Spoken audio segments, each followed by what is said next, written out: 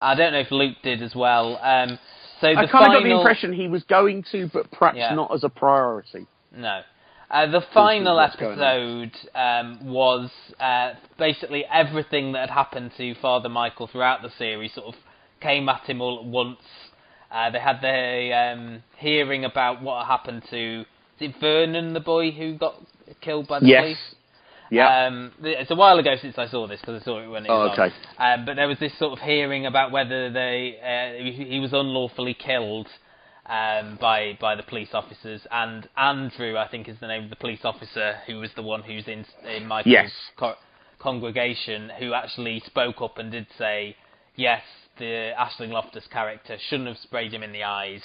Well, he went further than that, really, didn't he? Even so much as telling the truth, he gave his own opinion of the fact that she was doing it because she needed to prove herself as a man, in a man's world, and how he thought the decision was the way. He went above and beyond kind of telling the truth because he felt it needed to be said. In the hearing as well, Michael had to reveal that he heard her message, Helen's message, the mum, that night, but didn't call her back because it's very strange. Very strange, that bit, because he didn't actually have to. He wasn't asked a direct question, but he went with Adrian Dunbar the night before and kind of said, they've been asking everybody to say, is there anything else you think is relevant to the case? And he said, and Adrian Dunbar basically said, well, is it relevant to the case? Basically, I'm not telling you to lie, I'm just saying to you, answer the question you've been asked. That's not relevant to the case, I don't think. But Sean Bean's character felt it was, and as you say, kind of ruined his relationship with the mother for a while. Briefly, by briefly for saying that. And it sort of tested his I mean, all this has basically been leading up to his faith being tested between revealing this to Helen and Roz committing suicide and the stuff with the police as well. He felt like he'd sort of negatively affected Andrew. And then his mum passed away, so he had to go back to just Sheffield. To say as well, I think from the previous episode, his relationship with the police soured because the previous relationship was all around an argument between the mother's brother who came over from Nigeria. Oh yeah, sorry, from Jamaica, and a local gay resident, neighbour. An argument, and basically Sean Bean's character was asked to tell what he saw. And tried to kind of act as a negotiator before having to do that. And again, he was confronted by the police at a point and saying, well, you've got to come and tell us what you mean. You can't lie. And he just basically said, so hold on, you're asking me to step into a situation where you've now recently killed one of my parishioners and you haven't told the truth. And I thought I could point him. I know I've been a big fan of Sean Bean. I know we said perhaps he's not a leading man, but I do think in these last two episodes he did shine a bit more. One thing we didn't mention, sorry, I just remembered from the beginning of the episode, was Rosie's daughter smashing up the gambling machines with the Phil Davis cameo. Yeah. Oh yeah, well, I loved that. Yeah. The two times he came in. Yeah.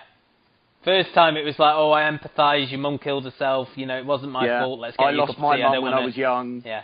And then she does it a second time and it's like, right, your mum was pathetic. You're right, you little twerp, Yeah. So then, as you say, Father Michael instigates this sort of, he tells the story of how Jesus, the smashing up of the temple. And the money lenders, wasn't it, and things like that. Yeah, in the temple, yeah, that's right. Yeah. So basically, and a group sorry, go on. Yeah, I was going to say, a group of guys, you see them go out with sledgehammers and go back to the shops in more of the local area. So he could have got himself into real trouble with that. Yeah. So after the hearing, he basically decides, I'm not going to be a priest anymore. I'm not good at it. He goes back to Sheffield, and there's some great scenes with his brothers, which I quite enjoyed. I kind of wish we got more of them, really. I know we got several of them throughout the series. I kind of wish we'd had a whole episode of him there or something. Yeah, well, they did intersperse them, didn't they? You showed ones, they were bowling in one episode. They were playing bridge. But this, you saw them, what I thought was the wake where they were all getting drunk and running in the road and singing and things like that. But then it was the night before the funeral, and it's just like, oh, you're all hungover for the funeral the next day. He performs the funeral, and do they come to the funeral, or is it afterwards, all of his parishioners? No, all his parishioners come to the funeral, as he's doing Holy Communion at the funeral.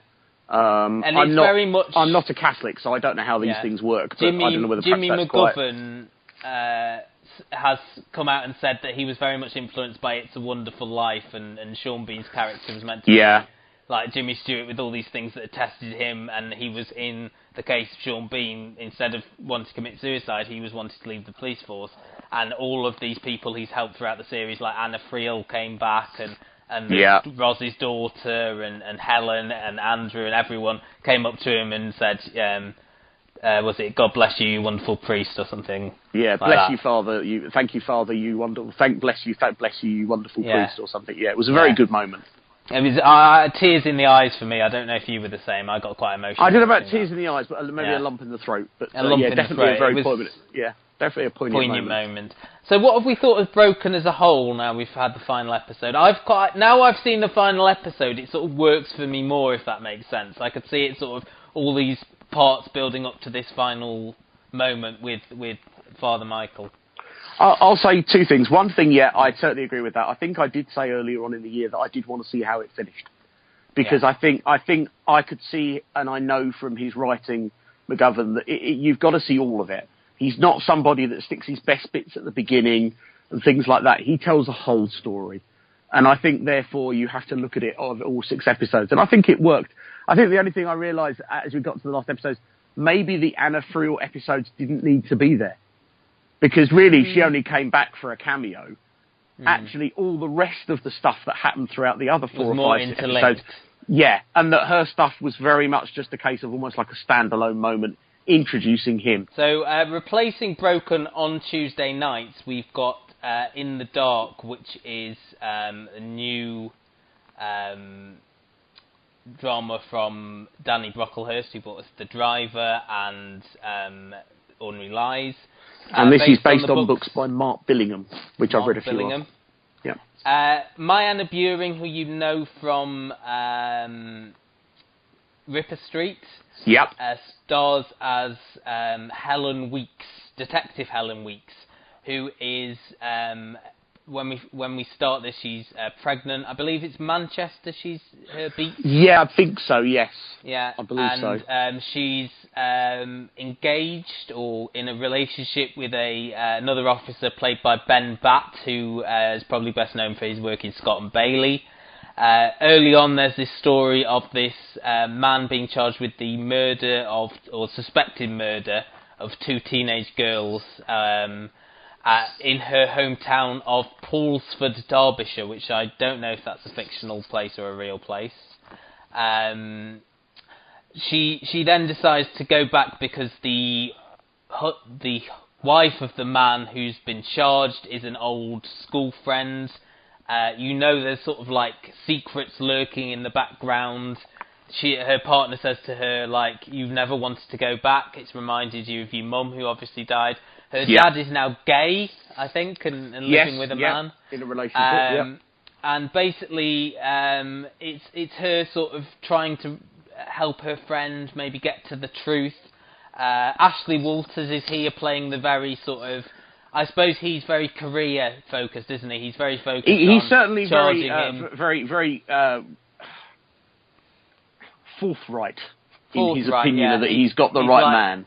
There's enough evidence here to charge him. Also, Jessica also seems to be very happy about that fact as well, though. Yeah. Well, that's what I mean. It's like, let's draw a line under it. I'm getting all the praise here. It feels like a character that would be more prevalent in Line of Duty. You could see like Ted Hastings slapping him down. So there's the two sort of plot lines really. There's one where you've got the investigation into what really happened, then you've got this other storyline of something happened to Helen and the other girl when they were younger, and what's the mystery. There's the thing where, we were 13 when it happened, I think she said, so but we don't know what it was that happened yet. Yeah, that was the weird bit at the end of the first episode, wasn't there? And then also towards the end of the episode, I groaned when we learnt that there's also a Who's the Daddy storyline that David Leon from Vera turned up and said, is it mine? And also, oddly, Super Hans from Peep Show turned up as a mod forensic psychologist. Yeah, and also, see, again, the casting of this is worrying me, because, of course, the woman whose husband has been arrested, was last in Phone Shop. So it was Phone Shop. And also, Gareth, what on earth is this, you know? I don't know if you noticed that both her and there was the girl who was a friend of Helen's sister. They were both in Johnny Vegas's Ideal. I don't know if you remember that. Yes, of course. No, I did remember watching the first couple of those, yeah. The other girl was the childminder who always used to go to see him. Right. I remembered her voice because it was very annoying. And it's still annoying. Okay. I would actually say, because Luke saw the trailer of it and said to me, it looks exactly like From Darkness. And then watching the episode, I was like, no, this isn't really like From Darkness. There's elements... No, I didn't get that from it. Do you remember the Ice Cream Girls on ITV a few years ago? Yes, I do. That replaced Broadchurch or something? No. Or it was on a Friday, wasn't it? Yeah, that was again somewhat like something had happened to these two girls in the past and it had affected them. And also a bit of the level as well, because that was her going back to... That was a police investigation with someone going back to their childhood home. I quite liked the character work in this. I think the interactions, especially between Mariana Buring and Ben Batt, there were some nice little lines, the stuff in Pulsford, everything with like the locals there. There was a scene that was very early doors. I liked that sort of character work. What I thought didn't work at all was the actual investigation and all of the police stuff.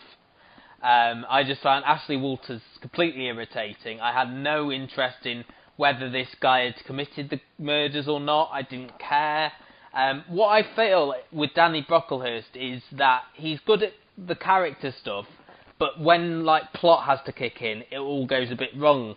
Like Ordinary Lies, for example. We liked... Do you remember that episode we watched with Con O'Neill? No. It was the remember Welsh... That one. It was, you remember, it was all in the Welsh sports goods store. And he thought his wife was cheating on it, and it turned out she was doing like a To Catch a Predator thing. The Con O'Neill character and later the Kimberly Nixon character, we liked the characters, but then the plots were just so out of this world and completely ludicrous that you just lost you completely. They're trying to play a lot on the whole idea of jurisdiction, aren't they? They're trying to play, she's only in the town because she's a friend, she shouldn't really be there and all this thing, but it didn't really quite come off. Did it? It didn't quite feel... And then there's this whole thing about them saying, the village is full of coppers. But we didn't see that many of them. No. They kept saying in the pub this thing, but we didn't really see it. Yeah, I mean, the pub landlord, who was the guy from Detectorist, he was a former copper. Right. Of course, there was some clunky dialogue in this as well, like the senior crime officer, who, when they found one of the girls, used the term, and I quote, a bit insecty. Nice. I've never heard that one on CSI. No. So I'm guessing not going to carry on with this. You only watched I only watched the first. I wasn't like compelled to watch more. Do you know what? There's only 4, but I just don't know. I don't know. No, it wasn't good enough. And I think, unfortunately, what let it down was again the casting. It's full of minor names, and that kind of gives you away that there's not a lot in it. Completely agree with that. When the cast came up in the opening credits, the fact that Ashley Walters got the "and" credits told you everything you needed to know about the cast list. And what was he in the So Solid crew, wasn't he? So yes, he's getting his 21 seconds of fame, and also cuffs. So I don't know if you caught that there, 21 seconds. Yeah. Have you told your friends about this podcast? Okay, here we go. No? It's just not my idea of a good time. Tell them now. That's what the people want to hear. This is the Custard TV Podcast. Good to the last drop. From thecustardtv.com. Let's move on to something a bit more continental. Ooh. Let's go to I Know And Who something You Are. a darn sight better.